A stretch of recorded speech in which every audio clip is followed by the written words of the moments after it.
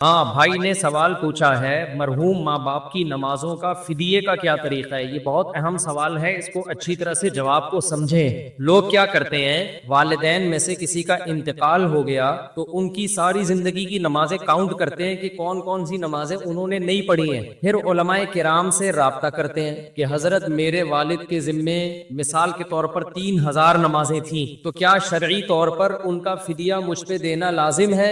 مفتی صاحب جواب میں کہتے ہیں کہ اگر انہوں نے وصیت نہیں کی اور وراثت نہیں چھوڑی تو پھر آپ پر شرعاً لازم نہیں ہے۔ پھر بندہ یہ پوچھتا ہے مفتی صاحب سے، اگر میں خوشی خوشی یہ دینا چاہوں تو کیا میرے والدین کو فائدہ ہوگا؟ مفتی صاحب جواب میں کہتے ہیں ہاں، جملہ مکمل کریں، ہوگا۔ پھر جو پوچھنے والا ہے وہ کہتا ہے میرے ذمے لازم تو نہیں ہے، لیکن اگر میں دوں گا تو امید ہے میرے والدین سے عذاب ہٹ جائے۔ پھر اس کے دل میں یہ بات آتی ہے اگر نہیں دیا تو عذاب ہوتا رہے گا۔ تو بتاؤ دنیا میں کون ہے جو ماں باپ کو عذاب میں دیکھنا چاہے؟ اس کا نتیجہ یہ نکلتا ہے کہ عملی طور پر وہ یہی سمجھتا ہے کہ مجھے دینا ہے۔ نہیں آئی سمجھ میں بات؟ اور 4-4 5-5 ہزار نمازوں کا فدیہ 4-5 ہزار روپے نہیں ہوتا، جائیدادیں بک جاتی ہیں لوگوں کی۔ اس لیے میں جب یہ مسئلہ پبلک کو بتاتا ہوں تو میرا بتانے کا اسٹائل تھوڑا سا چینج ہوتا ہے، کیونکہ شریعت کے مزاج کے خلاف ہے۔ شریعت چاہتی ہے کہ والدین کی وراثت اولاد میں تقسیم ہو، وہ فائدہ اٹھائیں اس وراثت سے۔ تو اگر یہ حدیث میں حکم ہوتا نا اس طریقے سے کہ ماں باپ مر جائیں تو تم نے ان کی نمازوں کا کفارہ دینا ہے، اگر ہوتا تو پھر تو آپ کے پاس دوسرا آپشن نہیں تھا۔ حدیث میں ایسا کوئی آرڈر ہے نہیں، تو اس لیے مسئلہ یہ ہے کہ اگر ماں باپ نے اپنی نمازوں کی وصیت کی ہے تو پھر جتنی جائیداد چھوڑی ہے اس میں 1/3 میں وہ وصیت پوری کی جائے گی، 1/3 میں، کیونکہ ان کو یہ رائٹ تھا کہ زندگی میں 1/3 یعنی 33.3% کی وہ وصیت کر سکتے تھے، وہ تو پھر آپ نے ویسے ہی کرنی ہے۔ لیکن اگر انہوں نے وصیت نہیں کی ہے تو پھر آپ صرف ان کے لیے دعائے مغفرت کریں، اور جو صدقہ خیرات کی ٹوٹی پھوٹی اللہ توفیق دے دے، کسی غریب مسکین کو کھانا کھلا دیا، کسی کو کنواں کھدوا دیا، جو نارملی کرتے ہیں اس سے آگے بڑھنے کی کوشش نہ کریں، اور اپنے اوپر ایک چیز مسلط نہ کریں کہ پتہ نہیں میرے ماں باپ نے نمازیں چھوڑی ہیں تو عذاب میں نہ ہو، بس دعائے مغفرت کریں، اس سے زیادہ نہیں، کیونکہ شریعت ہمیں تنگی میں نہیں ڈالنا چاہتی۔ تو اب وہ چونکہ ان کی نمازیں گئیں، وہ اب جو ہے نا وہ سزا تو متعین ہے، اب دعائے مغفرت کے علاوہ آپ کے پاس کوئی آپشن نہیں ہے، تو اب لاکھوں کروڑوں روپے اس میں دینے کی ضرورت نہیں ہے، اور یہ ٹینشن نہ لیں آپ، بس دعائے مغفرت کریں ان کے لیے۔ سمجھتے ہو کہ نہیں سمجھتے؟ تو ہوتا ہی ہے نا کہ جب پریکٹیکلی کوئی مفتی پبلک میں رہتا ہے تو اس کو پتا ہوتا ہے کہ اس کے سائیڈ ایفیکٹ کیا ہیں، تو یہ بہت زیادہ لوگ حرج میں آئیں گے، کیونکہ نمازیں تو آج کل بہت سے لوگ شارٹ کر رہے ہیں۔ کون کون اپنے ماں باپ کی فدیے دیتا رہے گا ساری زندگی بیٹھ کے؟ وہ تو فدیوں میں ہی ساری آدھا ہو جائے گا بیچارہ، اتنی زکاتیں نکالے گا، اتنے فدیے دے گا کہ خود کل لوگوں سے فدیے لے رہا ہوگا۔ تو اس لیے اب آپ کے پاس سوائے توبہ استغفار کے کوئی آپشن نہیں، تو اب وہ نمازیں چھوڑ دی، بس توبہ کرو، اللہ معاف کر دے، اللہ سے امید ہے آپ دعائیں جاندار طریقے سے کرو، اللہ سے امید ہے اللہ معاف کر دے گا، اور نارملی جو صدقہ خیرات ایصال ثواب کے لیے کر سکتے ہو وہ کرو۔ قضائے عمری کی نماز، اس زمانے میں بعض مذہبی اسکالرز نے یہ کہنا شروع کر دیا ہے کہ قضائے عمری لازم نہیں ہے، ہر گناہ توبہ سے معاف ہو جاتا ہے، تو نماز اگر قضا ہو گئی، جان کر کسی نے قضا کر دی تو اب توبہ سے معاف ہو جائے گی۔ اور وہ یہ دلیل دیتے ہیں کہ بھائی ہمارے پاس کوئی حدیث ایسی نہیں ہے جس میں پتا چلتا ہو کہ نمازیں جب ہزاروں لاکھوں آپ کے ذمے ہوں تو قضا پڑھنا بھی ضروری ہے، ایسی ہمارے علم میں کوئی حدیث نہیں ہے۔ یہ ان لوگوں کا دعویٰ ہے اور ان کی دلیل ہے جو کہتے ہیں کہ قضائے عمری لازم نہیں ہے، لیکن پوری امت کا اجماع رہا ہے ماضی میں کہ جب بھی آپ کے ذمے نماز قضا ہوگی آپ پر توبہ بھی لازم ہے اور نماز کی قضا لوٹانا بھی لازم۔ امام احمد ابن حنبل اس کے قائل ہیں کہ اگر آپ نے جان کے نماز قضا کر دی تو صرف توبہ کرنی پڑے گی، قضا نہیں کرنی پڑے گی، لیکن اس کی وجہ یہ نہیں ہے کہ قضا لازم نہیں ہے، وہ کہتے ہیں جب جان کے نماز قضا کر دی تو آپ اسلام سے ہی خارج ہو گئے، کافر ہو گئے، نکاح بھی ٹوٹ گیا، تو جب کافر سے مسلمان ہو گئے تو جس کافر نے نمازیں چھوڑی ہیں اس پہ نمازیں تھوڑی لازم ہوتی ہیں۔ تو وہ جو قول ہے نا کہ نماز جان کر قضا کی تو قضا لازم نہیں ہے، وہ ایک الگ قول کی بیس پہ ہے، وہ قول یہ کہ نماز جان کے چھوڑ دینے والا کافر ہے، تو ہم تو اس کو کافر نہیں سمجھتے، ورنہ 2-4 آدمی رہ جائیں گے جنت پہ جانے کے لیے۔ کیا خیال ہے بھائی؟ اور سارا دن تجدید نکاح ہی ہوتا رہے گا، آج فلاں نماز چھوڑ گئی چل بھی دوبارہ نکاح پڑا، فلاں نماز چھوڑ گئی دوبارہ نکاح پڑا، مہر دے دے کے آدھا ہو جائے گا کہ نہیں ہو جائے گا؟ تو اس لیے ہم تو جمہور کے قول کو لیتے ہیں، امام ابو حنیفہ کے، امام شافعی کے، امام مالک کے قول کو لیتے ہیں کہ نماز جان کر قضا کر دینے سے کافر ہونے کے قریب تو ہو جاتا ہے لیکن کافر نہیں ہوتا۔ تو جب آپ اس قول کو لیتے ہیں تو پھر اس قول میں تو یہ ہے کہ جب آپ نے جان کے نماز چھوڑی تو آپ مسلمان ہی ہیں، اب جب آپ دوبارہ توبہ کریں گے تو توبہ بھی کرنی پڑے گی اور نمازیں لوٹانی بھی پڑیں گی۔ تو جو لوگ یہ دلیل دیتے ہیں نا کہ اس کی کیا دلیل ہے کہ اتنے سالوں کی نمازیں قضا پڑھانی پڑیں گی، قضا لوٹانی پڑیں گی، آپ ان سے پوچھا کرو کہ اس کی کیا دلیل ہے کہ نہیں لوٹانی پڑیں گی۔ دلیل ہمیشہ اس سے پوچھی جاتی ہے جو دعویٰ کرتا ہے۔ دیکھو نبی صلی اللہ علیہ وسلم نے فرمایا البینۃ علی المدعی، صحیح حدیث ہے یہ، والیمین علی من انکر، دلیل ہمیشہ اس کے ذمے ہے جو دعویٰ کرے، اور جو دعوے کا انکار کرے اس سے صرف قسم لی جائے گی، اس سے دلیل نہیں پوچھی جائے گی۔ میں مثال سے بات سمجھاتا ہوں، آپ لوگ کا دماغ حاضر ہے کہ نہیں ہے؟ مثال سے سمجھاتا ہوں۔ آپ کا نام کیا ہے؟ امیر حمزہ صاحب، میں نے کورٹ میں کیس کیا کہ امیر حمزہ نے مجھ سے 2 لاکھ روپے لے کے کھا گیا، دے نہیں رہا۔ امیر حمزہ 2 لاکھ روپے لے کے مجھ سے کھا گیا، دے نہیں رہا۔ میں ان کو کورٹ میں گھسیٹ کے لے گیا۔ کورٹ نے پوچھا امیر حمزہ کیا تو نے مفتی صاحب سے 2 لاکھ روپے لیے؟ امیر حمزہ کہے گا کہ میں نے نہیں لیے۔ میں نے جج صاحب سے کہا جج صاحب اس سے پوچھو اس کے پاس کیا دلیل ہے کہ میں نے اس کو 2 لاکھ روپے نہیں دیے، اس کے پاس کیا دلیل ہے، گواہ پیش کرے کہ اس نے مجھ سے 2 لاکھ روپے نہیں لیے۔ جج نے اس سے پوچھنا شروع کر دیا بتا بھائی تیرے پاس کیا دلیل ہے کہ تو نے نہیں لیے؟ تو جج کو دماغی علاج کی ضرورت ہے یا نہیں ہے؟ ویسے تو ججوں کو ہوتی، استغفر اللہ، یعنی جج کو دماغی علاج کی ضرورت ہے یا نہیں ہے؟ اس سے پوچھ رہا ہے کہ تیرے پاس کیا دلیل ہے کہ تو نے نہیں لیے۔ ابے نہیں لینے کی دلیل نہیں ہوتی، دلیل اس پہ ہوتی ہے دیے۔ جج مجھ سے پوچھے گا تمہارے پاس کیا دلیل ہے کہ تم نے دیے، تم گواہ لے کر آؤ۔ میں کہوں میں جب دے رہا تھا میرے پاس گواہ تھوڑی تھے، اس کے بولو گواہ لے کر آئے کہ اس نے نہیں لیے۔ ابے نہیں لینے پہ دلائل نہیں ہوتے، دلائل اس پہ ہوتے ہیں کہ میں نے دیے۔ ہاں میں نے 2 گواہوں سے ثابت کر دیا، جمشید اور غفار کو میں لایا، میں نے 2 گواہوں سے ثابت کر دیا کہ جج صاحب یہ دونوں گواہی دے رہے ہیں کہ فلاں تاریخ کو اتنے بج کے اتنے منٹ پر اس کو میں نے 2 لاکھ روپے دیے ہیں۔ اب یہ دعوے کی نوعیت چینج ہو گئی، میں نے ثابت کر دیا۔ اب یہ جواب میں کہہ رہے جج صاحب میں نے وہ 2 لاکھ منگل کو واپس کر دیے تھے، جج صاحب میں نے وہ 2 لاکھ روپے منگل کو واپس کر دیے۔ اب جج مجھ سے پوچھ رہا ہے تمہارے پاس کیا دلیل ہے کہ واپس نہیں کیے؟ اب یہ الٹا سوال ہو جائے گا۔ اب جج اس سے پوچھے گا کہ تم نے منگل کو واپس کیے، تمہارے پاس کیا دلیل ہے کہ تم نے واپس کیے؟ تم گواہ لے کر آؤ۔ اب مدعی کون بن گیا؟ یہ تو جو دعویٰ کرتا ہے دلیل اس کے ذمہ ہوتی ہے۔ اب قضائے عمری کے مسئلے میں سمجھو خوب اچھی طرح، تبھی تو ہم کہتے ہیں مجتہدین کو فالو کرو، ابو حنیفہ، شافعی، مالک، احمد بن حنبل، یہ قرآن و سنت کو ہم سے زیادہ سمجھتے تھے۔ آج کل کے اسکالرز کے پاس حدیثیں تو ہیں، حدیث سمجھنے کے لیے جو کھوپڑی ہونی چاہیے نا حدیث کا مطلب سمجھنے کے لیے، جو سینس ہونی چاہیے، وہ سینس مارکیٹ سے شارٹ چل رہی ہے۔ تو قضائے عمری پر دلیل کی ضرورت نہیں ہے، دلیل ان لوگوں سے ہم مانگیں گے جو یہ کہتے ہیں کہ نماز جب قضا ہو جائے تو قضا پڑھنا ضروری نہیں ہے، صرف توبہ سے معاف ہو جائے گی، یعنی نماز پڑھے بغیر بھی ذمے سے ساقط ہو سکتی ہے۔ ہم کہیں گے اس کی کیا دلیل ہے قرآن و سنت میں کہ نماز آپ کے ذمے تھی اور آپ نے نہیں پڑھی تو وہ ذمے سے صرف توبہ سے ساقط ہوگی۔ دنیا میں کوئی بھی چیز جو آپ کے ذمے میں ہو صرف ایکسکیوز کرنے سے کبھی بھی ساقط نہیں ہوتی۔ میں نے اس سے 2 لاکھ روپے قرضہ لیا، میں نے کہا منگل کو دوں گا، ٹائم منگل کا تھا، بدھ کو تک میں نے ڈیلے کر دیا تو قضا کر دیا نا۔ جب ایک چیز میں نے ڈیلے کر دی تو میں ایکسکیوز بھی کروں گا اور پیسے بھی دوں گا۔ اب یہ میرے پاس آئے کہ آپ نے پیر کا وعدہ کیا تھا مفتی صاحب، ابھی تک آپ نے میرے پیسے نہیں دی، میں سخت ٹینشن میں گیا ہوں، میں نے کہا میں بہت ایکسکیوز کرتا ہوں آپ سے، I am very sorry, I am sorry, کہہ کہ چلے ٹھیک ہے آپ نے ڈیلے کر دیا، قضا کر دیا، ٹائم پہ آپ نے پے نہیں کیا، کوئی بات نہیں، آپ اب آپ کے ذمے میں تو ہے نا، اب آپ دے دیں، میں معاف کرتا ہوں لیکن اب آپ دے دیں۔ میں نے کہا جب تو نے معاف کر دیا تو ساقط ہو گیا۔ وہ کہے گا بھائی میں نے ڈیلے کرنے کے جرم کو معاف کیا ہے، قرضہ معاف میں نے نہیں کیا، کیا دلیل ہے کہ میں نے قرضہ بھی معاف کیا ہے؟ میں کہوں آپ کے پاس کیا دلیل ہے کہ معاف نہیں کیا؟ تو یہ وہی بے وقوفوں والا سوال ہو جائے گا، کہے گا بھائی مفتی صاحب آپ کے پاس کیا دلیل ہے کہ میں نے قرضہ بھی معاف کر دیا ہے؟ تو ہم ان لوگوں سے پوچھتے ہیں جو کہتے ہیں قضا پڑے بغیر بھی ساقط ہوتی ہے، تمہارے پاس کیا دلیل ہے کہ اللہ کا قرضہ تھا، نماز ذمے میں تھی آپ کے اور آپ پڑھے بھی نہیں پھر بھی اللہ نے معاف کر دیے پڑھے بغیر. کوئی قرآن کی آیت دکھاؤ یا کوئی حدیث دکھاؤ, کیونکہ اللہ کی بات ہم تک یا تو قرآن کے ذریعے پہنچتی ہے یا نبی کے ذریعے. تو قرآن میں کہاں لکھا ہے کہ جس نے نماز جان کر قضا کر دی تو صرف توبہ سے معاف ہو جائے گی, دینا ضروری نہیں ہے, قضا ضروری نہیں ہے. اور حدیث میں کہاں لکھا ہے کہ جس نے نماز جان کر قضا کر دی صرف توبہ سے معاف ہو جائے گی؟ بلکہ حدیث اور قرآن میں الٹا لکھا ہوا ہے.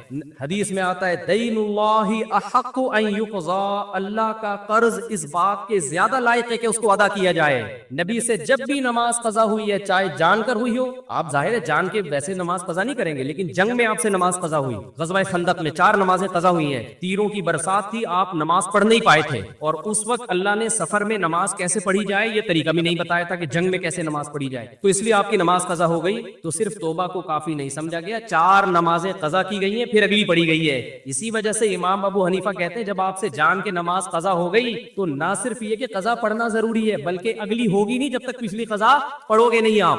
ہاں جب نمازیں بہت زیادہ ہو جائیں تو پھر ترتیب ساقط ہو جاتی ہے. اچھا یہ لوگ ایک دلیل اور دیتے ہیں, بھائی جب اتنی ساری نمازیں آپ کے ذمے آ گئیں, 10 سال کی نمازیں, 20 سال کی نمازیں, تو ان کے وہ صرف توبہ سے معاف ہوں گی, قضا پڑھنا ضروری نہیں ہے. اور اس کی دلیل وہ یہ دیتے ہیں کہ ما جعل علیکم فی الدین من حرج, اللہ نے دین میں تنگی نہیں رکھی ہے. 20 سال کی نمازیں پڑھنا ٹینشن کا کام ہے یا نہیں ہے؟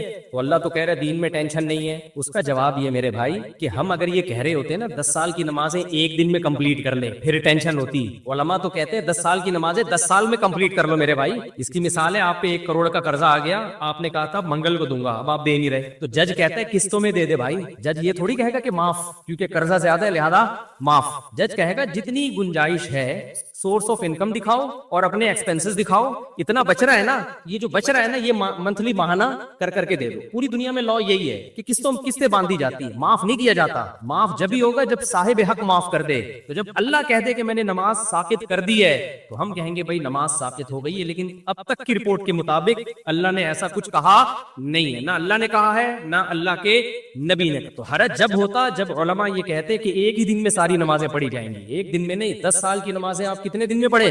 10 سال میں پڑھے, ہر نماز کے ساتھ قضا کرنے. سمجھتے ہو کہ نہیں سمجھتے ہو؟ چلو بھائی اگلا سوال. اچھا میرے ہاتھ میں گزارش ہے کہ ایک بندے کو بیماری کی وجہ سے ختنہ کرانے سے روکا گیا تو اس کی کمائی کا کیا حکم ہے؟ آئے بھائی ختنے کا کمائی سے کوئی تعلق نہیں ہے. ایک آدمی نے ختنے کی, ایک قریبی دوست کو دعوت میں نہیں بلا سکا.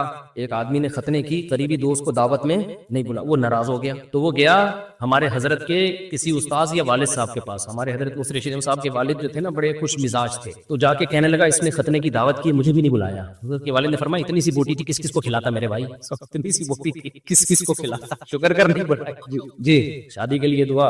اچھا میرے بھائی جس کے ذمہ قضا نمازیں ہوں اور رکاوٹ نہ کر سکتا ہو کتنے دن میں, تو کتنے دن ادا کرے بھائی؟ روزانہ ایک دن کی کم از کم نماز قضا کرے, فجر کے ساتھ فجر پڑھ لے, ظہر کے ساتھ ظہر پڑھ لے. اس طرح کیا جنازے کے بعد شامل ہونے والے افراد کو کھانا کھلانا لازم ہے, بریانی وغیرہ؟ دیکھو ایک تو میت کے نام پہ کھانا ہوتا ہے وہ تو ٹھیک نہیں ہے, لیکن بعض دفعہ یہ ہوتا ہے کہ رشتہ دار دور سے آتے ہیں تو بھوک کا ٹائم ہوتا ہے, وہ جنازہ دفنا کے آتے ہیں, ان کا پیٹ کمر سے چپکا ہوا ہو تو ان کو کھانا کھلانے میں کوئی حرج نہیں. اگر ان کو بھی نہیں کھلائیں گے تو 2-4 جنازے اور لیٹے ہوئے ہوں گے, کیونکہ ہم خود بھوکتے ہوئے ہیں. ہمارے ایک ریلیٹیو کا انتقال ہوا, ہم گئے کراچی سے ملیر لانڈھی, وہ بھوک سے حالت خراب ہوئی ہوئی تھی, دفنا کے آئے ہیں تو بھائی خود لگنے لگا کہ اب اگلا نمبر کس کا ہے, ہمارا. تو کسی پڑوسی نے کھانا لگا دیا, ہم نے کہا اس کو اتنی دعائیں دی کہ اللہ تیرا بھلا کرے. تو ایسی ضرورت میں اگر کوئی کھانا کھلا رہا ہے تو میت کے اہل کھانا نہ کھلائیں, کیونکہ حدیث میں ہے کہ خود ان کو کھلاؤ, یہ غم میں ہے. لیکن اڑوس پڑوس کو چاہیے کہ جو مہمان آئے ہوئے ہیں دور سے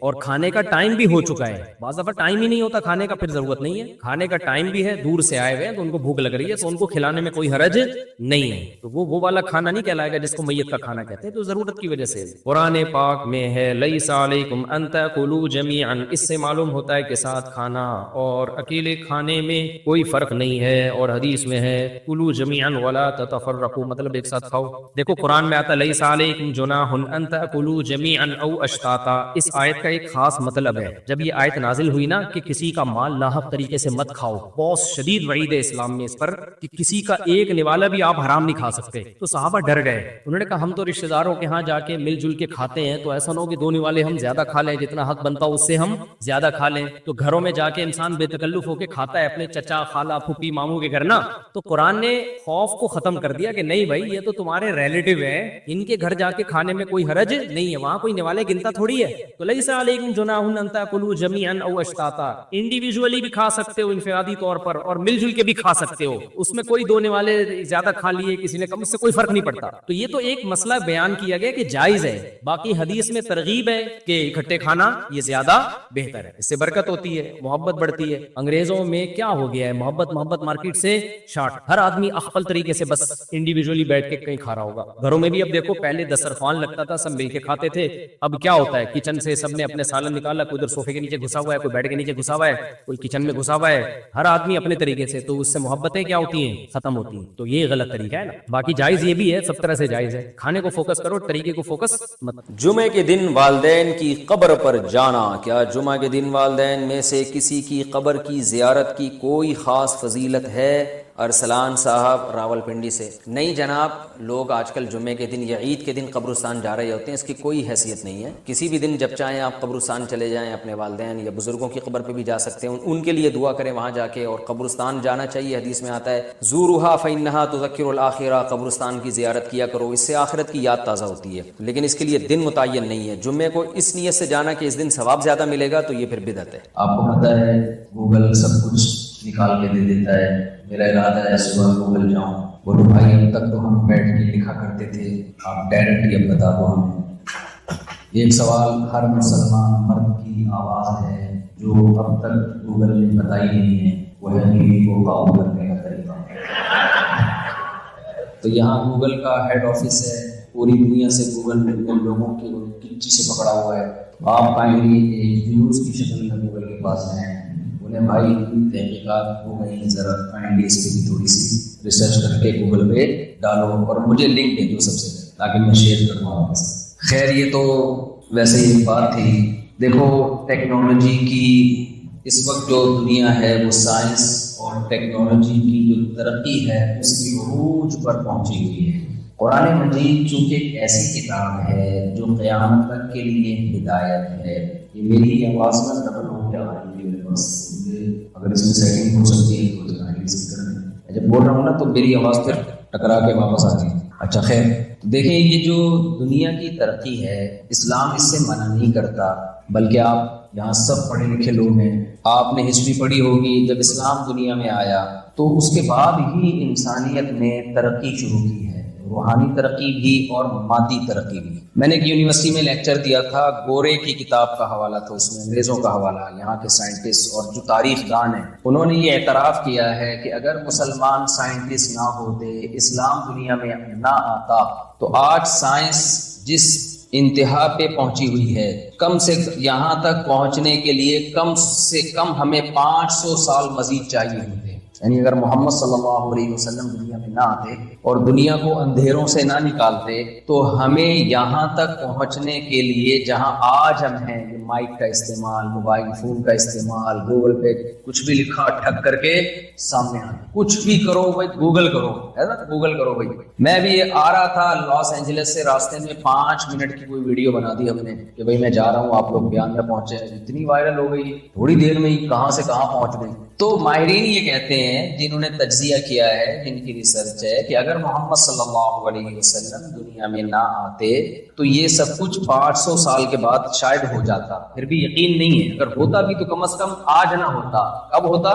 500 سال کے بعد جا کے ہوتا. ہم ابھی گھوڑے اور گدھوں پہ ہی گھوم رہے ہوتے. میں جو یہاں بیان کرنے آتا تو میں ابھی اونٹ پہ بیٹھ کے کراچی سے نکلا ہوتا, اور ہو سکتا ہے ابھی ہم نے شاید کوئٹہ بھی کراس نہ کیا ہوتا, ابھی چل ہی رہے ہوتے, اور ابن بطوطہ کی طرح پیدل نکلتے, اونٹوں پہ سوار ہوتے. یہ گراؤنڈ ریئلٹی ہے کہ اسلام کی وجہ سے دنیا مائل ہوئی ہے ایجوکیشن کی طرف, تعلیم کی طرف. کل ریئر ایڈمرل تھے پاکستان نیوی کے ریٹائرڈ, ان سے گپ شپ ہو رہی تھی. میں نے کہا آپ مجھے بتائیں, ہم یہ سنتے آئے ہیں کہ ایڈمرل کا لفظ نیوی نے مسلمان نیوی سے لی ہے, مسلم نیوی سے, امیر البحر سے. تو انہوں نے کئی ساری ٹرمز کے بارے میں بتایا کہ بہت ساری ٹرمز ایسی ہیں فوج میں جو مسلمانوں سے لی گئی ہیں اور انگلش میں اس کو کنورٹ کیا گیا ہے. ہمارے ہاں بہت سے لوگ جو ایجوکیٹڈ لوگ ہیں, پڑھے لکھے لوگ ہیں, آپ جیسے ماشاءاللہ, وہ یہ سمجھتے ہیں کہ اسلام پسماندگی کا درس دیتا ہے, ہمیں پیچھے کو لے کے جا رہا ہے. لوگ کہتے ہیں مولانا لوگ ہمیں پیچھے دھکیل رہے ہیں, دنیا کہاں جا رہی ہے اور ہم کہاں جا رہے ہیں, بجائے آگے جانے کے بجائے مذہب ہمیں پیچھے لے کے جا رہا ہے, پہاڑوں پتھروں کے دور میں لے کے جا رہا ہے. نکلو اس جہالت سے جو صدیوں سے چلی آ رہی ہے. کیا مذہب, کیا خدا, کیا نماز, کیا روزہ. او بھائی دنیا بہت آگے چلی گئی. گوگل کہاں چلا گیا آپ دیکھو, فیس بک کہاں پہنچ گیا ہے. لوگ آسمان میں سیارے بھیج رہے ہیں. اکثر فیس بک پہ نا جو ریلز چلتی ہیں اس میں آپ نے دیکھا ہوگا ایک ویڈیو آتی ہے کہ امریکہ کے جو سائنسدان ہیں وہ ایک راکٹ بھیج رہے ہیں, سیارہ بھیج رہے ہیں خلا. نیچے آئے گا رشیا کے سائنٹسٹ, نیچے ہمارے کسی مولانا صاحب کی تقریر آئے گی, 2 فٹ اسٹیج پہ اچھل رہے ہوں گے, او فلانا کافر, فلانا ایسا, فلانا ایسا. پھر نیچے آئے گا کوئی فرانس کا سائنٹسٹ کسی لیب میں بیٹھ کے کوئی ریسرچ کر رہا ہے, تحقیق کر رہا ہے اور بتا رہا ہے بھائی ایسا یہ ہونے والا ہے, یہ ویکسین ایجاد ہونے والی ہے, یہ بیماری کا خاتمہ ہو جائے. پھر نیچے آپ جاؤ گے تو ملتان کے کوئی خطیب آئیں گے. فیس بک اور میڈیا نے تو سب کھچڑی پکا دی نا, ایک ہی جگہ سب کو جمع کر دیا. تو لوگوں میں مذہب کا امیج یہ بنتا ہے کہ یار یہ دنیا کیا کر رہی ہے اور یہ مولانا لوگ کیا کر رہے ہیں, یہ پتہ نہیں کدھر کو لے کے جا رہے ہیں. تو مذہب کا, اسلام کا جو تصور, جو کانسیپٹ دماغ میں آتا ہے وہ یہ آتا ہے پسماندگی کی طرف. ہمیں پیچھے دھکیل رہا ہے مذہب, آگے لے جانے کے بجائے ہمیں کہاں لے کے جا رہا ہے, پیچھے. ہم مذہب پہ رہتے ہوئے آگے نہیں جا سکتے. یہ ایک وسوسہ دل میں پیدا ہوتا ہے. تو یہ بات خوب اچھی طرح سمجھ لیں. دیکھو آج کل لبرل, یہاں مجھے بتایا گیا سیکولر اور لبرل لوگوں کا ہب ہے یہ جگہ, سین فرانسسکو اور لاس اینجلس. دنیا کا سب سے زیادہ سیکولر طبقہ یہاں رہتا ہے. اچھا, یہاں کے سیکولرز میں اور ہمارے سیکولرز, دیسی جو سیکولرز ہیں نا, ان میں بڑا فرق ہے. یہاں میں نے دیکھا سیکولر واقعی سیکولر ہے, اتنی آزادی ہے. ہمارے جو دیسی سیکولر ہے نا وہ سیکولر ہے نہیں. حالانکہ دیسی چیز, ہر چیز اچھی ہوتی ہے, لیکن نظریات میں دیسی چیزیں اچھی نہیں چل رہی مارکیٹ میں. خیر, تو یہ خوب اچھی طرح سمجھ لیں کہ جو سیکولر کی بات نہیں کروں گا میں, جو لبرلزم ہے نا, لبرل, سب سے پہلے لبرلزم اسلام نے لے کر آیا. آپ اگر سچی مچی میں لبرل بنو گے نا تو آپ مسلم. جمعے کے دن مرنے میں فائدہ ہوتا ہے, بس اتنا ہمیں پتا ہے. جمعے کے دن مرنے والے شخص کو لوگ کہتے ہیں اسے قبر میں حساب نہیں ہوتا. بھائی سب سے پہلے اعمال ہیں, یہ سب چیزیں فضائل میں آتی ہیں کہ جمعے کے دن مرنے کی فضیلت ہے بس. باقی یہ نہیں کہ وہ چوری بھی کی, زنا بھی کیا اور ماں باپ کو بھی ستاتا رہا تو صرف جمعے کو مرنے سے سب کچھ صاف ہو جائے گا. ایسا قرآن و سنت سے ہمیں پتا نہیں چلتا. آپ ستاتے رہے, سود کھاتے رہے, زنا کرتے رہے, 27ویں رات کو بھی مریں گے تو چترول لگیں گے قبر میں, کیونکہ قرآن نے سب سے زیادہ فوکس کیا ہے عمل کو. اگر پھر جمعہ ہفتے سے کام چل جاتا تو یہ پیغمبروں نے جو اتنی تکلیفیں اٹھائی ہیں یہ نہ اٹھاتے. بس پیغمبر دنیا سے یہ کہہ کے چلے جاتے, تمام حضرات کوشش کریں جمعے کو مریں وہ بس. یتیموں کے حقوق اور یتیم کا مال جو کھاتے ہیں, آگ کے انگارے کھا رہے ہیں, اور زنا پر جو سزائیں رجم کی اور کوڑے لگنے کی اور آگ کی وعیدیں اور ماں باپ کو ستانے والے کی بخشش نہیں ہوگی, وہ عورت جو شوہر کی ناشکری ہو, یہ سب ختم ہو جاتی نا. جیسے حدیث میں آتا ہے نا کولونجی میں ہر بیماری کی شفا ہے, تو اس کا یہ مطلب نہیں ہے کہ اب ڈاکٹر کے پاس جانے کی ضرورت ہی نہیں ہے. سنا مکھی میں ہر بیماری کی شفا ہے, تو اب کورونا میں بس سنا مکھیاں کھلا کھلا کے, باقی ساری ویکسین جو تیار ہو رہی ہے, یہ دنیا, یہ سب, یہ تو نبی نے نہیں ایسے کیا. اگر حدیث کا یہ مطلب ہوتا تو صحابہ کرام ہر گھر میں کولونجی رکھ لیتے, اور جب اسلامی حکومتیں قائم ہوئی تو جو میڈیکل کالج کھلے ہیں اس زمانے میں وہ سارے آگ لگا کے بند کر دیتے. نہ کوئی حکیم ہوتا نہ ڈاکٹر ہوتا, بھائی ہر بیماری کے لیے کیا ہے کولونجی. جیسے وہ ایک حکیم صاحب تھے, ہر ایک کو کیڑوں کی دوا دیتے تھے. وہ جو بھی آتا نا حکیم صاحب, بھائی کیڑوں کی دوا, پیٹ میں درد ہے کیڑوں کی دوا. سنا یہ ہے, سنا میں اپنے, آپ کو مزہ نہیں آئے گا. جس نے نہیں سنا اس کو اس میں مزہ آئے گا. ہر ایک کو کیا دے رہے ہیں, کیڑوں کی دوا. ایک دن ایک آدمی درخت پہ چڑھا, نیچے گر گیا, ہڈی ٹوٹ گئی. حکیم صاحب کے پاس لے کر حکیم صاحب نے کیڑوں کی دوا دی. لوگ کہنے یار اس کا کیڑوں سے کیا تعلق ہے, ہڈی ٹوٹی ہے. حکیم صاحب نے کہا کیڑا تھا تبھی تو چڑھا تھا درخت پہ. یہ آئندہ کے لیے دی ہے تاکہ آئندہ ایسی حرکت, ایک ہڈی تو ٹوٹ گئی ہے دوسری تو سلامت رہے نا. صحیح. تو ہمارے یہاں بھی لوگ کیا کر رہے ہیں, ہر چیز میں بھائی کولونجی, ہر چیز میں بس سنا مکھی دے دو, بس شہد دے دو. حدیث کا یہ مطلب نہیں ہے. حدیث کا مطلب ہے کولونجی میں شفا ہے. کیسے ہے, کتنی مقدار میں کھانی ہے, کس وقت کھانی ہے, کس نے کھانی ہے, یہ تفصیل تو میڈیکل سائنس بتائے گی. حدیث میں ایک اشارہ دے دیا, بھائی اس میں دوائیت کا عنصر ہے. بس ہمارا ایمان ہے اللہ کے نبی پر کہ کولونجی میں ہر بیماری سے اللہ نے شفا رکھی ہے. کیسے رکھی ہے میڈیکل سائنس بتائے گی. آپ صحیح ہے نا, یہ مولانا صاحب نہیں بتائیں گے آپ کو. یہ کون بتائے گا, شہد میں اللہ نے شفا رکھ دی ہے. کیسے رکھی ہے, کس مقدار میں رکھی ہے, کس وقت کھانا ہے, یہ میڈیکل سائنس بتائے گی. یہ مولانا بولو بھائی نہیں بتائیں گے آپ کو, صحیح ہے نا. تو اب ہر ایک کو کیڑوں کی دوا نہ دیا کریں, ٹھیک ہے. اور کیا بات کیا چل رہی تھی, ہاں تو جمعے کے دن مرنے میں فائدہ ہوتا ہے, بس اتنا ہمیں پتا ہے. پورا ہی بخشا جاتا ہے ایسا نہیں ہے بھائی, اللہ بخش دے تو الگ بات ہے. جیسے آپ کو ہارٹ اٹیک ہو چکا ہے, اب آپ صرف کلونجی کے چند دانے چبا دو گے تو اٹیک نہیں ہوگا, ایسا نہیں ہے بھائی. اب تو وہ دوائیں بھی کھانی پڑیں گی. اور آپ نے 15 سال جو میرے مشورے پہ 2 پراٹھے صبح کھائے ہیں دیسی گھی کے, یا سوری دیسی گھی کے نہیں, وہ جو ہوٹل کے, تو وہ بھی اثر کریں گے اب 15 سال کے بعد, ٹھیک ہے نا. تو یہ سب کچھ ہوگا, تو اس لیے کلونجی بھی کھائیں. اور پہلی بات تو یہ کہ ان تمام بڑی بڑی چیزوں سے احتیاط کریں. تو اسی طرح اصل چیز ہے گناہ. دیکھو زہر کلونجی میں شفا ہے, لیکن آپ نے کہا میں ایک چٹکی کلونجی کی بھی لوں گا, ایک چٹکی زہر کی بھی کھاؤں گا, کیونکہ زہر سے جو بیماری آئے گی کلونجی سے شفا مل جائے گی. یہ دلیل صحیح ہوگی. تو اسی طرح بھائی کلونجی میں شفا ہے, بشرطے کہ زہر سے بچے, نقصان دہ چیزیں نہ کھائے, پھر شفا ہے. تو اسی طرح یاد رکھو جمعے کے دن مغفرت ہو جاتی ہے مرنے والے کی, بشرطے کہ جو زہر آخرت کے عذاب کا ذریعہ بنتا ہے نا, یتیموں کا مال کھانا, والدین کے حقوق ادا نہ کرنا, اس زہر سے بچے. تو پھر جو چھوٹی موٹی جراثیم ہے نا وہ جمعے سے کیا ہو جائیں گے, وہ معاف ہو جائیں گے. تو صغیرہ گناہ, چھوٹے موٹے جو گناہ ہوتے ہیں وہ لیلۃ القدر میں مرنے سے بھی معاف ہو جاتے ہیں, جمعے میں مرنے سے بھی معاف ہوتے ہیں. جمعے میں مرنے سے تھوڑے والے جراثیم لیلۃ القدر میں تھوڑے اور اسٹرانگ جراثیم مر جاتے ہیں. لیکن یہ جو آپ جائیدادیں کھا کے بیٹھے ہوئے ہو بہنوں کی وراثت کے, حج فرض ہوا وہ نہیں ادا کیا آپ نے, ماں باپ کو ستایا, یہ اتنے بڑے بڑے جراثیم ہیں, یہ لیلۃ القدر کا اسپرے ان پہ کام بولو بھائی نہیں کرتا. اس کے لیے اللہ نے قرآن میں جو توبہ کا طریقہ بتایا ہے اور حقوق العباد ہے تو وہ واپس کرنے پڑیں گے, وہی طریقہ ہے. بعض لوگ بہت غلوف کرتے ہیں, جو بھی لیلۃ القدر میں مر گیا بس وہ ڈائریکٹ جنت میں, ایسا نہیں ہے. اور یاد رکھو جو کبیرہ گناہ کا مرتکب ہو کھلے عام, تو شریعت نے اس کو فیور کرنے کی اجازت نہیں دی ہے. دیکھو خودکشی کرنے والے کا نماز جنازہ پڑھنا جائز ہے, پوری امت کا اجماع ہے, لیکن نبی نے نہیں پڑھا, نبی نے نہیں پڑھا. حالانکہ آپ تو رحمت للعالمین تھے نا, آپ سے زیادہ کسی کو ترس آیا ہوگا خودکشی کرنے والے پر, لیکن آپ نے نہیں پڑھا, بائیکاٹ کیا. کیوں؟ لوگ اس جرم کو ہلکا نہ سمجھے. تو ہم ایک جانب تو دیکھ رہے ہوتے ہیں کہ ترس کھانا ہے, دوسری یہ نہیں دیکھ رہے ہوتے کہ ترس کھانے سے معاشرے میں یہ جرم کیا ہو رہا ہے, پروموٹ. تبھی الحمدللہ میں کبھی خودکشی کرنے والے کی حمایت نہیں کرتا, نہ کبھی اس پہ ترس کھاتا ہوں. میرے پاس آتا ہے نا وہ بیچارے کے حالات سے تنگ آ کے کھمبے سے لٹک گیا, مار دیا, ہائے ہائے ہائے بیچارے. میں نے کہا اتنا مظلوم نہیں تھا, اگر اتنا نیک ہوتا تو قبر میں چترون لگ رہے ہوتے اس کے. ارے سب سے پہلے تو اللہ کو ترس آتا نا اس کے اوپر. حدیث میں آتا ہے جو خودکشی کرتا ہے برزخ میں وہی عذاب اس کو قیامت تک دیا جائے گا. یہ جو ابھی بالی ووڈ کے ایکٹر نے خودکشی کی ہے نا رسا لٹکا کے, تو حدیث کے مطابق آپ اس کی لاش کو جلائیں یا نہ جلائیں, قبر میں دفنائیں, جو بھی کام کرتے ہیں, ہمارے نبی نے ہمیں یہ بتایا ہے کہ قیامت کا عذاب بعد میں, قیامت تک یہ اسی طرح اپنے آپ کو پھندے سے لٹکا کے مارتا رہے گا. اللہ اس میں جان ڈالیں گے. برزخی زندگی میں ہوتا ہے یہ کام, باڈی کو نہیں پتا چلتا. اس پر ایک پورا بیان میرا تفصیل سے ہو چکا ہے. برزخ میں اللہ اس کی روح کو جسم دیں گے, اسی طرح اللہ کہیں گے لٹکو, مارو اپنے آپ کو, تڑپے گا, مرے گا, پھر پھندا لٹکے گا. حدیث میں آتا ہے جس نے پہاڑ سے گرا کے اپنے آپ کو مارا تو قیامت تک اللہ اس کے لیے پہاڑ قائم کرتے رہیں گے, وہ اس پہ گرا کے اپنے آپ کو مارتا رہے گا, مرے گا, پھر اللہ زندہ کریں گے, پہاڑ پہ چڑھائیں گے, پھر گرائیں گے اس کو, قیامت تک یہ عذاب ہوتا رہے گا. تو خودکشی کرنے والے پہ کبھی ترس نہ کھایا کریں, یہ جرم ہے. اور پاکستانی قانون کے حساب سے بھی جرم ہے. خودکشی کرنے والا اگر بچ جائے اس کے خلاف FIR کٹوائی جا سکتی ہے, اریسٹ ہو جائے گا فوراً. بہت سی خواتین سوسائڈ کرتی ہیں شوہر کے سسرال کے حالات سے تنگ آ کے.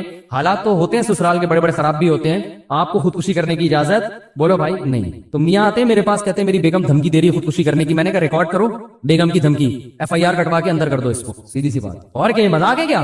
اگر یہ پی لے زہر تو شوہر کا تو بیچارہ چوڑے میں آ گیا, اس لیے کہ پھر یہ بتانا کتنا مشکل ہوگا کہ اس نے نہیں مارا, خود مری ہے. پھر اگر مر گئی تو پھر وہ ایک نئی ٹینشن کھڑی کہ اس نے اتنا ٹارچر کیا ہوگا کہ بیچاری نے اپنے آپ کو مار لیا. تو کوئی بھی غم ہو آپ کو اپنے آپ کو قتل کرنے کی اجازت نہیں ہے. شوہر اتنا بڑا ظالم ہے, طلاق لو بھائی, اس سے خلا مانگو, گھر سے بھاگ جاؤ. اگر ظالم ہو ایسا نہ وہ بھاگ جائے بلا وجہ, کوئی اتنا ٹارچر کر رہا ہے تو بھاگنے کا آپشن ہے آپ کے پاس, گھر سے بھاگ جائیں, آپ کہیں بھی جا کے پناہ لے لیں. مارنے کی اجازت نہیں ہے, اپنے آپ قتل نہیں کر سکتے آپ. قتل کیا تو اللہ پھر جو لٹکائے گا نا وہ شوہر کے لٹکانے سے زیادہ ہوگا. تو مارنے کی اجازت نہیں ہے کیسے بھی غم ہو. اور پھر ان کتے کو غم بھی نہیں ہوتے, کم وقتوں کے کھا رہے ہوتے ہیں صبح پراٹھے, بس ایک محبت ناکام ہو گئی تو لٹک گئے. چلو سسرال تو ٹینشن دیتا بھی ہے نا, اداکاروں کو کیا ٹینشن ہوتی ہے بھائی, تمہارے پاس عزت بھی ہے, تمہارے پاس دولت بھی ہے, تم نے چاند پہ زمینیں خرید کے رکھی ہوئی ہیں, یا خریدنے کی باتیں کر رہے ہو, مجھے نہیں پتا خریدی ہیں یا خریدنے کی باتیں تھی. تو اتنے آپ ہائی پروفائل آدمی ہو اور آپ غموں سے پتہ نہیں کون سے غم آپ کے لگ گئے کہ آپ لٹک کے ہلاک ہو گئے. اس کا مطلب آپ لوگوں میں عدم برداشت پیدا کر رہے ہو. نہیں آ رہی بات سمجھ میں؟ آپ لوگوں کو بزبان حال لٹکنے کی ترغیب دے رہے ہو, یا آپ نے جرم کیا ہے, اس لیے یہ آپ کی روح امن میں رہے, شانتی میں رہے, یہ بالکل ضرورت نہیں ہے. صرف آپ اتنا بول سکتے ہو بھائی کہ جو ہے نا یہ ہمیں افسوس ہوا کہ لٹک گئے, لیکن اچھا کام محترم نے نہیں کیا، اور اس سے لوگوں کے حوصلوں کو کیا کیا ہے؟ پست کیا ہے، نوجوانوں کو لٹکنے کی ترغیب دی ہے، غلط کیا۔ اگر یہ دوبارہ زندہ ہو کے آ جائے، ایف آئی آر کٹوا کے ہم تھانے میں بند کرائیں گے۔ اگر انڈیا کے لوگ اس طرح کے کمنٹس کریں نا تو ہم سلوٹ کریں ان کو، بالکل صحیح۔ انڈیا کے اداکاروں کو چاہیے، جتنے بالی ووڈ کے دوسرے ایکٹرز ہیں ان کو چاہیے کہ اس ایکٹر نے جب خودکشی کی ہے تو آپ کمنٹ میں یہ لکھیں کہ یہ اچھا کام نہیں کیا، کوئی اتنی بڑی ٹینشن نہیں تھی کہ جس پہ لٹکا جاتا، ہر ٹینشن کا حل بولو نا موجود ہے، اچھا کام نہیں کیا۔ اور اگر یہ محترم زندہ ہو کے دوبارہ آ گئے تو پولیس کو بتا کے فوراً کیا کرنا ہے ہم نے، کیونکہ جرم ایک تو اپنے آپ کو ہلاک کیا، آپ بھی تو ایک انسان ہو نا، تو انسانیت کے ناطے آپ پر لازم تھا کہ اپنی زندگی کی حفاظت کرتے۔ دوسرا، آپ نے لاکھوں لوگوں کو ترغیب دی ہے لٹکنے کی، کیونکہ اب آپ جتنے مرضی بیانات دیتے رہے خودکشی کے خلاف، نوجوان جو یہ لٹکتا ہوا منظر دیکھیں گے ان کے پاس ایک راستہ دکھا دیا آپ نے کہ یار اتنا بڑا آدمی جب لٹک سکتا ہے تو میرا غم تو اس سے بھی زیادہ ہے، اس کا غم میرے غم جیسا نہیں ہے، یہ اس کے پاس تو پیسہ بھی تھا اور شہرت بھی تھی اور جوانی بھی تھی، بیماری بھی نہیں تھی، سب کچھ تھا، میں تو بے روزگاری سے تنگ آیا ہوا ہوں، میرا تو ٹماٹر کا ٹھیلا بھی آج کل نہیں لگ رہا کوئی خرید رہا، میری تو اس کی تو گرل فرینڈ بھاگ گئی تھی، میری تو سچی مچی کی بیوی بھاگ گئی ہے۔ تو اس سے بڑے جس کو غم ہوں گے وہ کہے گا ہم تو آسانی سے لٹک سکتے ہیں، تو یہ ترغیب جرم کی دی کہ نہیں دی؟ اس لیے اللہ خودکشی کرنے والے پر ترس نہیں کھاتے، اللہ نے اس کے لیے اصول الگ بنایا ہے۔ تو اسی طرح خودکشی کرنے والے کا جنازہ مسلمان اگر ہو تو پڑھا جائے گا، مگر علاقے کے جو معزز لوگ ہوتے ہیں شریعت کا حکم ہے کہ وہ اس جنازے کا بائیکاٹ کریں۔ اسی طرح کوئی بڑا گناہ گار ہو، کھلے عام ہو، چھپ کے گناہ کرنے والے کو تو حکم ہے شریعت میں پردہ ڈالو، چھپاؤ، کیسے ہی بڑا ہو، کھلے عام جرم کر رہا ہے تو پھر اسلام میں حکم یہ ہے کہ اس کو جنت میں پہنچانے کی کوشش بولو مت کرو۔ کھلے عام زانی ہے، ڈاکو ہے، لاکھوں لوگوں کی جان لے لی اور مر گیا 27ویں رات کو، اب آپ کہہ رہے ہیں جنت میں جائے گا، یہ اس کا مطلب آپ لوگوں کے جذبات سے کھیل رہے ہیں۔ آپ یہ نہ کہیں کہ جہنم میں جائے گا، کیونکہ یہ تو اللہ ہی کو پتا ہے کہاں جائے گا، لیکن کم از کم یہ بھی نہ کہیں کہ جنت میں جائے۔ اگر برے الفاظ سے یاد نہیں کریں تو اچھے الفاظ سے بھی یاد نہ کریں۔ سمجھ رہے ہو کہ نہیں سمجھ رہے؟ وہ گورباچوف تھا نا جس نے افغانیوں کا خون کیا تھا، 16 لاکھ افغانی قتل کر دیے تھے اس نے رشیا کی جنگ میں۔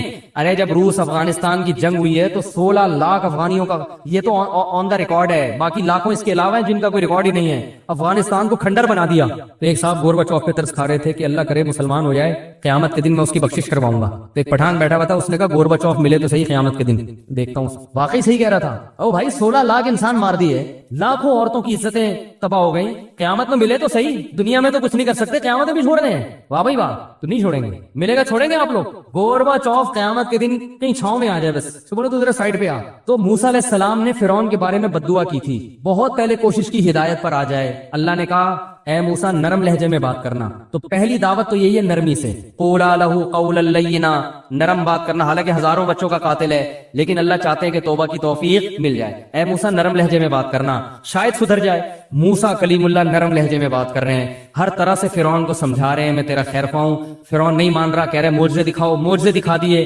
فرعون نے کہا جادو ہے، جادوگروں سے مقابلہ کرواؤں گا، مقابلہ کروا دیا۔ جادوگروں نے خود گواہی دے دی بھائی یہ معجزہ ہے، جادو نہیں ہے۔ جادوگروں کے ہاتھ پاؤں کاٹ کے لٹکا دیے، پھر بھی اللہ نے مہلت دی، توبہ کر لے اب۔ پھر اللہ نے مینڈکوں کا عذاب بھیجا، ٹڈیوں کا عذاب بھیجا، جوؤں کا عذاب، ہر طرح کے عذاب بھیجے۔ جب موسیٰ علیہ السلام دعا کرتے عذاب ٹل جاتا، دعا نہیں کرتے تو عذاب نہیں ٹلتا۔ صاف دکھا دیا وجاہدوا بہا واستیقنتھا انفسہم۔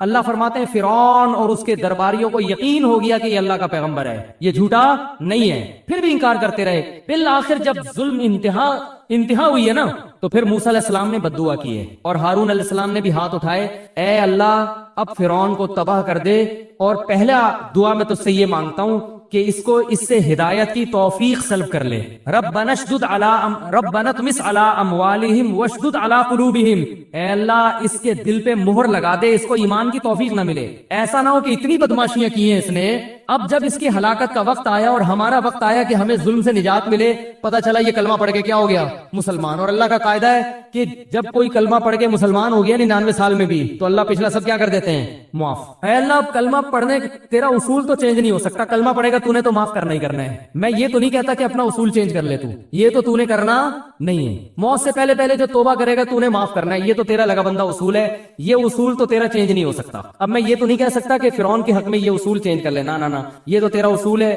کہ مرنے سے پہلے جو توبہ کرے گا وہ توبہ قبول ہوگی، بشرطے کہ بالکل حالت نزع کی کیفیت میں نہ ہو. تو اب میں تجھ سے ایک دعا مانگ رہا ہوں، اب تو اس سے کلمے کی توفیق سلب کر لے، اس کے دل پر ایسی اسٹیمپ لگا دے کہ اس کلمے کے علاوہ سب کچھ اس کی زبان سے نکلے، کلمہ نہ نکلے، اس کو ایمان کی توفیق نہ ملے. تو بتاؤ موسیٰ علیہ السلام یہ جو دعا مانگ رہے ہیں تو کیا موسیٰ علیہ السلام ظالم تھے؟ ہے بھائی، کیا موسیٰ علیہ السلام چاہتے تھے کہ فرعون زبردستی جہنم میں جائے؟ وہ کسی کو جلتا ہوا دیکھ کے خوش ہونا چاہتے تھے؟ اگر آپ موسیٰ علیہ السلام کے بارے میں ایسے بدگمان ہو تو پھر یہ ایمان خطرے میں ہے نا. پیغمبر ہر لحاظ سے کامل ہوتا ہے، پیغمبر میں کوئی فالٹ بولو نہیں ہوتا. یہی موسیٰ علیہ السلام ہے جو اتنے مظالم سہنے کے باوجود فرعون کی ہدایت کی کوشش میں لگے رہے کہ اب آ جائے اب آ جائے اب آ جائے. وہ ہزاروں بچوں کے قتل کو بھی بھولنے کے لیے تیار تھے، ہزاروں لاکھوں عورتوں کی عزتیں لوٹی گئیں اس کے لیے بھی تیار تھے، معاف کر دیں گے، لیکن فرعون تیار نہیں تھا. اب جب آخری وقت ہے، ظلم حد سے بڑھ گیا ہے، تو موسیٰ علیہ السلام دعا مانگ رہے ہیں اللہ اس کے دل پہ مہر لگا دے، جب تک یہ دردناک عذاب نہ دیکھے اس وقت تک اس کو ایمان کی توفیق نہ ملے. کیونکہ جب عذاب دیکھے گا تو ایمان لانے سے فائدہ نہیں ہوگا، یہ اللہ کا اٹل فیصلہ ہے. عذاب دیکھنے کے بعد ایمان قبول نہیں. اللہ نے کیا فرمایا؟ اجیبت دعوتکما، اے موسیٰ اور ہارون تم دونوں کی دعا میں نے قبول کر لی ہے. اب فرعون پر کوئی نصیحت اثر نہیں کرے گی، اب میں اس کو ایمان لانے ہی نہیں دوں گا. تو یہ بھی ایک آپشن ہے بھائی، یہ بھی ایک انداز ہے، سمجھ رہے ہو نا؟ تو اسلام میں بیلنس ہے. بعض لوگ اس طرف ہو جاتے ہیں، بعض اتنے سخت دل ہو جاتے ہیں کہ وہ کہتے ہیں پہلی دفعہ میں ڈنڈا لے کے چڑھ جاؤ. وہ مولانا طارق جمیل صاحب اگر کسی حاکم سے ملنے جا رہے ہیں تو اس پہ بھی اعتراض کہ علماء تو حکومت کے پاس نہیں جاتے تھے، وہ موسیٰ علیہ السلام تو فرعون جیسے ظالم کے پاس گئے ہیں، تو مولانا طارق جمیل صاحب وزیر اعظم کے پاس نہیں جا سکتے. تو ایک طرف غلو ہو جاتا ہے اور بعض دفعہ دوسری طرف غلو ہو جاتا ہے. اتنے میٹھے بن جاتے ہیں کہ ایک آدمی ظلم کر رہا ہے تو بددعا کرنے کو بھی حرام کہتے ہیں کہ نا نا نا نا نا، اور کوشش کرتے ہیں لیلۃ القدر میں مروا کے اس کو کہاں بھیجیں؟ جنت میں بھیجیں. لیلۃ القدر ہمارا جنت میں جائے گا، لیلۃ القدر ہمارا جنت میں جائے گا. او بھائی یہ جنت میں چلا گیا تو ان ہزاروں لوگ جو ہے نا ان پہ ترس کھاؤ. تو موسیٰ علیہ السلام فرعون سے دشمنی نہیں تھی، اپنی قوم سے محبت تھی. فرعون سے دشمنی میں نہیں بددعا کر رہے تھے فرعون کے خلاف، اپنی قوم سے محبت میں غیرت کی وجہ سے دعا کر رہے تھے کہ اللہ یہ جنت میں چلا گیا تو میری قوم کے جو جذبات ہے نا، جو ہزاروں صدیوں سے یہ ظلم کر رہا ہے، ہمارے جذبات کو ٹھیس پہنچے گی. ہم بھی تو تیرے بندے، کچھ ہمارا بھی خیال کر لے. ہم چاہتے ہیں کہ لڑکے کم وقت دیے. تو یہ بھی غیرت ہوتی ہے بھائی. نہیں آ رہی سمجھ میں تو جیسے چل رہے ہو ویسے ہی چلو. میں بار بار کہتا ہوں اگر میری باتیں سمجھ میں نہیں آ رہی تو جیسے چل رہے ہیں اس اسٹائل سے، اسی اسٹائل کی سپیڈ اور بڑھا دے، پھر ٹھیک ہے سپیڈ اور بڑھا دے. اللہ سمجھنے کی توفیق عطا فرمائے. بیلنس رہنا چاہیے. یہ اسٹائل بھی ہے تو وہ والا اسٹائل بھی، دونوں ہے. نبی کے پاس بھی یہ دونوں طریقے تھے. آپ نے بددعائیں بھی کی ہیں. فتح مکہ کے دن آپ نے اعلان کیا سب کو معاف کر دو. ابن خطل ایک بڑا ظالم تھا، وہ بیت اللہ کا غلاف پکڑ کے پناہ مانگ رہا تھا. آپ نے فرمایا ابن خطل کو جہاں پاؤ قتل کر دو. لوگوں نے کہا وہ تو بیت اللہ کے غلاف پڑا، فرمایا وہیں اڑا دو اس کی گردن. یہ بھی ہے. نہیں آ رہی سمجھ میں. نبی صلی اللہ علیہ وسلم نے کافر کو پکڑا، دشمن تھا، جنگ میں آیا ہوا تھا، جنگ میں گرفتار ہوا، حکم دیا اس کو قتل کر دو. اس نے کہا میری 6 بیٹیاں مجھ پہ ترس کھائیں، میری 6 بیٹیاں، ان کا کوئی پرسان حال نہیں ہے. آپ نے ترس کھایا، چھوڑ دیا. یہ نبی کا جمال ہے. غیر مسلم جو اس وقت کے غیر مسلم تھے نا بڑے سخت ہیں، نہیں بس مارنا، بیٹیاں تیری ہیں ہماری تھوڑی ہیں، کوئی بات نہیں کسی کی بھی ہیں تو انسان نا. اور باپ چاہے کافر ہو بیٹیوں کے لیے تو بہرحال خیر خواہ ہوتا ہے نا. تو اتنا بڑا مجرم تھا وہ، اس کے قتل کا فیصلہ ہو چکا، لیکن اللہ نے کہ نبی نے 6 بیٹیوں کا جب اس نے واسطہ دیا تو آپ نے کیا کر دیا؟ معاف کر دیا. یہ صفت رحمت ہے نبی کی، رحمت للعالمین. دوبارہ کم بخت سازشیں کرتا ہوا پکڑا گیا ہے بھائی، اس کو یہ نبی کی رحمت ہضم نہیں، دوبارہ پکڑا گیا. آپ نے پھر دیکھا بھائی تو ہم نے تجھے معاف کیا تھا، تجھ پہ رحم کیا تھا، اور تو پھر ہمارے خلاف سازشیں کر رہا ہے. آپ نے حکم دیا گردن اڑا دو. اس نے پھر کہا میری 6 بیٹی ہیں، آپ نے فرمایا اڑا دو. یہ نبی کی کیا ہے؟ سیاست. نہیں آ رہی بات. پھر آپ نے فرمایا لا یلدغ المؤمن من جوہر مرتین، مومن کو ایک سوراخ سے 2 دفعہ ڈسا نہیں جا سکتا. اگر ہم نے پھر چھوڑ دیا یہ کہیں گے یہ مومن تو بڑے بیوقوف ہوتے ہیں، ان 2 آنسو بہاؤ ترس کھا جاتے ہیں. بھائی تجھے خود اپنی بیٹیوں کا خیال نہیں ہے تو اب بھی سوال پیدا ہوتا ہے بیٹیاں تو یتیم ہو گئی نا، تو بھائی پہلے اپنے لوگوں کو تو یتیم ہونے سے بچاؤ. اگر اس کو چھوڑ دیا تو ہمارے بندے مارتا رہے گا تو یہ ان کی بیٹیاں کسی کی بیٹیاں نہیں ہیں کیا؟ ہم تیری بیٹیوں کا خیال کریں، اپنی بیٹیوں کا خیال کریں. تو یہ ہے بیلنس جو آج مارکیٹ میں کیا چل رہا ہے.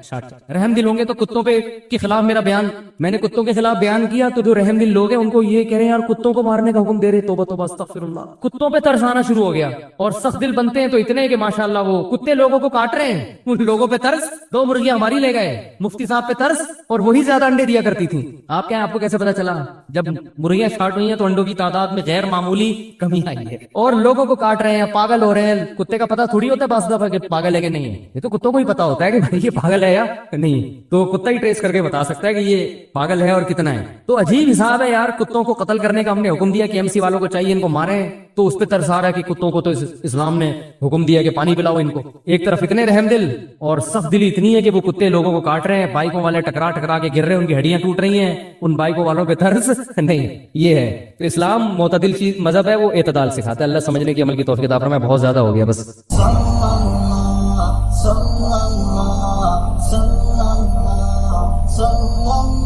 بسم اللہ الرحمن الرحیم. رسول اللہ صلی اللہ علیہ وسلم نے ارشاد فرمایا ان من افضل ایامکم یوم الجمعہ فاکثروا علی الصلاة فیہ فاکثروا من الصلاة فیہ. فرمایا تمہارے دنوں میں سب سے بہترین دن جمعہ کا دن ہے, اس لیے اس دن مجھ پہ کثرت سے درود پڑھا کرو. فإن صلاتکم معروضۃ علی, اس لیے کہ تمہارا درود مجھ تک پہنچایا جاتا ہے. صحابی نے پوچھا یا رسول اللہ کیف تعرض علیک صلاتنا وقد ارمت, ہمارا درود آپ تک کیسے پہنچایا جائے گا جبکہ آپ جب دنیا سے جائیں گے قبر میں جسم آپ کا ختم ہو جائے گا تو ہمارا درود آپ تک کیسے پہنچے گا؟ تو آپ صلی اللہ علیہ وسلم نے فرمایا ان اللہ حرم علی الارض اجساد الانبیاء, اللہ تعالیٰ نے پیغمبروں کے جسموں پر زمین پر پیغمبروں کے جسموں کو حرام کر دیا. زمین کسی پیغمبر کے جسم کو کبھی ختم نہیں کرتی. تو یہ بھی امت کا اجماعی عقیدہ ہے کہ جتنے بھی انبیاء ہیں ان کے جسم بالکل سلامت رہتے ہیں. شہداء میں تو یہ بہت زیادہ مشاہدہ ہوتا ہے, بہت سارے شہداء کے جسم سلامت رہتے ہیں. تو ایک اور حدیث میں آپ صلی اللہ علیہ وسلم نے فرمایا من صلی علیہ صلاۃ صلی اللہ بہا عشرا, جس نے مجھ پر ایک دفعہ درود بھیجا. درود کہتے ہیں نبی صلی اللہ علیہ وسلم کے لیے اللہ تعالیٰ سے خصوصی رحمت کی دعا کرنا. ایک ہوتا ہے عام دعا, کسی کے لیے بھی رحمت. صلاۃ کہتے ہیں خصوصی رحمت جو اللہ اپنے خاص بندوں پہ کرتا ہے. اس لیے صلاۃ کا جو لفظ ہے نا, یہ درود اور صلاۃ یہ پیغمبر کے علاوہ کسی کے لیے جائز نہیں ہے, کیونکہ یہ صلاۃ خاص کس کے خاصہ ہے, یہ پیغمبروں کا. اس لیے ہم اللہم صلی علی محمد تو کہہ سکتے ہیں, لیکن یوں نہیں کہہ سکتے اللہم صلی علی فلان. تو وہ صلی جو ہے نا صلاۃ, یہ خاص قسم کی رحمتیں ہوتی ہیں جو اللہ پیغمبروں پر بھیجتے ہیں. کبھی قرآن میں آتا ہے اولئک علیہم صلوات من ربہم ورحمہ, کہ جو لوگ صبر کرتے ہیں ان پر اللہ کی خصوصی رحمتیں بھی ہیں اور رحمت بھی ہے. تو پتہ چلا صلاۃ اور رحمت میں فرق ہے.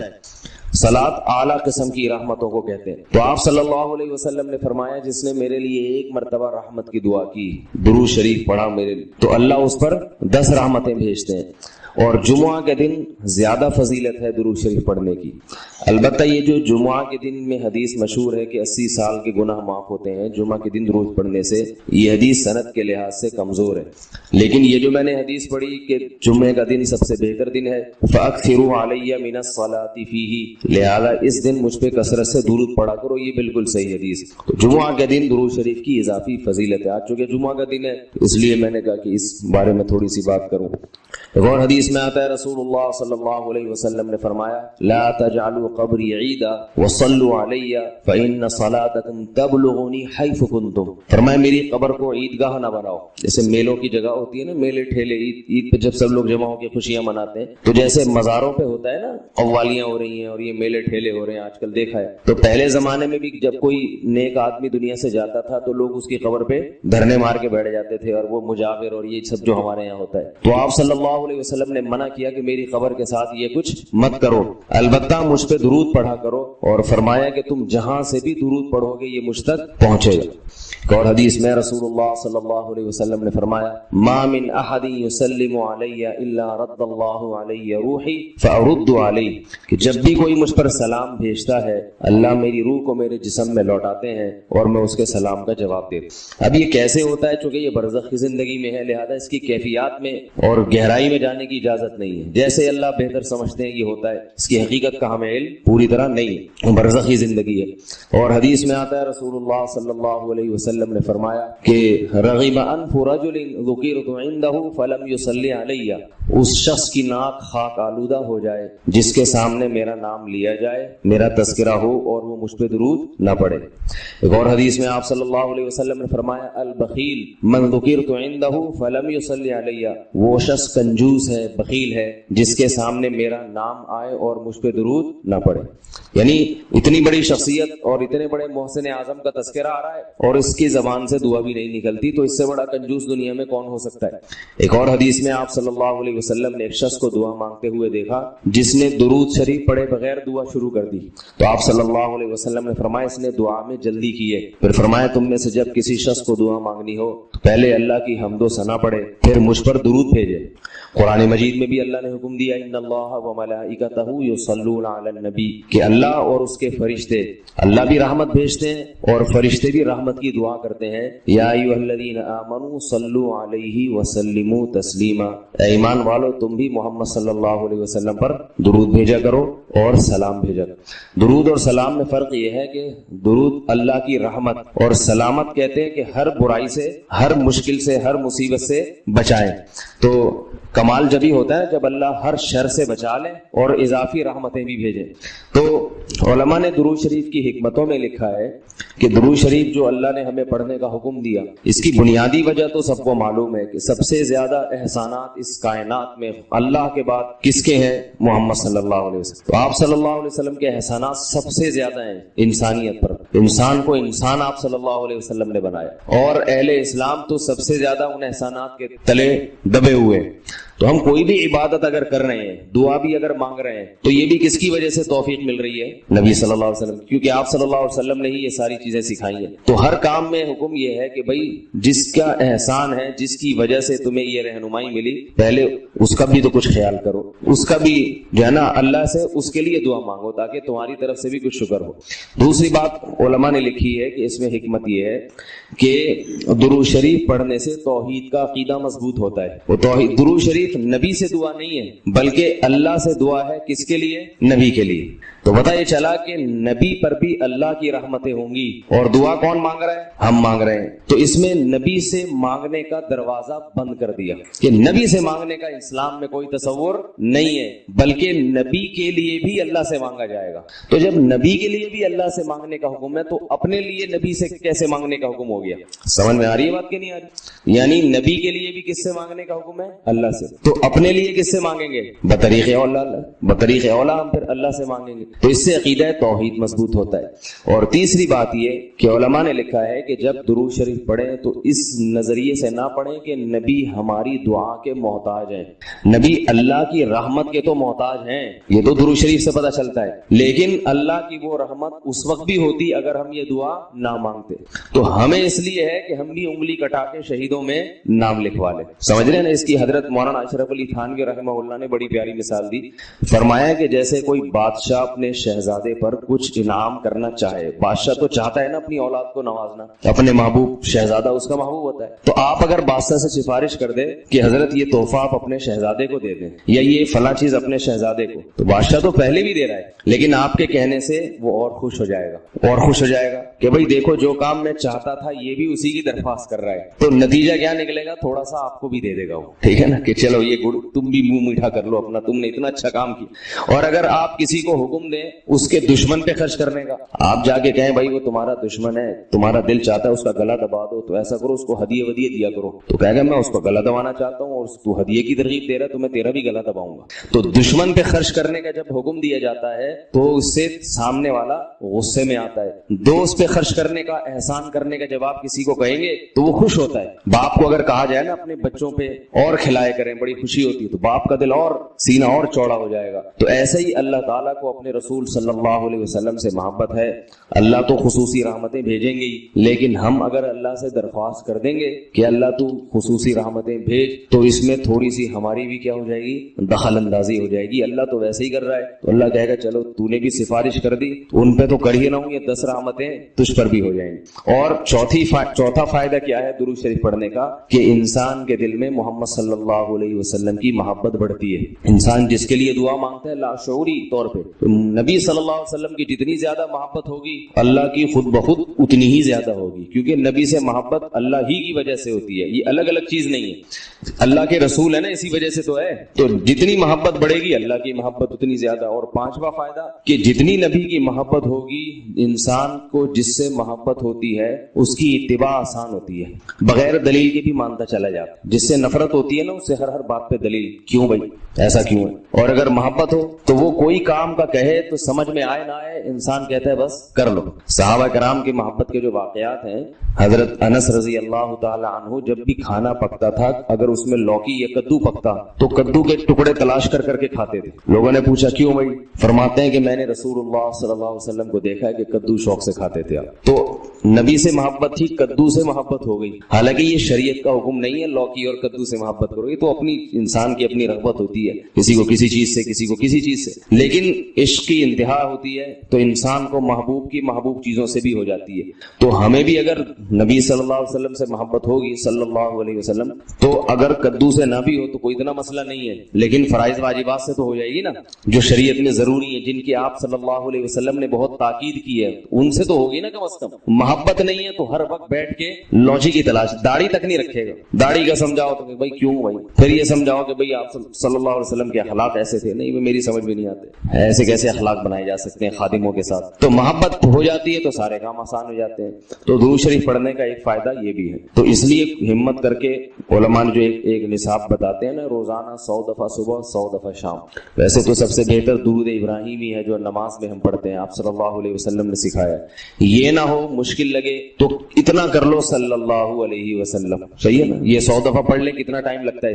صبح 100 دفعہ پڑھ لیا، 100 دفعہ شام کو پڑھ لیا۔ اور اگر پورا ہفتہ توفیق نہیں ملتی تو کم از کم جمعہ ہی کے دن پڑھ لے انسان۔ سمجھ رہے بات کو؟ نہیں سمجھ رہے بھائی؟ مرحلہ نہیں آ رہی؟ ٹھیک ہے، جمعہ کا دن پڑھ لے انسان، اس میں زیادہ فضیلت ہے۔ اور یہ جو درود شریف ہے نا، یہ صلی اللہ علیہ وسلم پورا پڑھنا چاہیے۔ میں کل بھی بیان میں کہا تھا نا، ساشے آ رہے ہیں ہر چیز کے، تو جیسے سلام کے ساشے نا، سلام کرنا ہو نا اتنی سی آواز آتی ہے بس، تو درود شریف بھی حضور صلی اللہ علیہ وسلم نے فرمایا۔ لوگ کیا کہتے ہیں؟ حضور صلی اللہ علیہ وسلم نے فرمایا، بھائی صلی اللہ علیہ وسلم بول دو پورا۔ لکھنے میں بھی علماء نے بیان کیا ہے کہ مجلس میں، کسی مجلس میں جب آپ صلی اللہ علیہ وسلم کا نام آئے تو کم از کم ایک دفعہ درود شریف پڑھنا واجب ہے، بار بار واجب نہیں ہے، بار بار افضل ہے۔ مجلس میں جب ایک دفعہ نام آیا تو پہلی دفعہ بہرحال واجب ہے، یا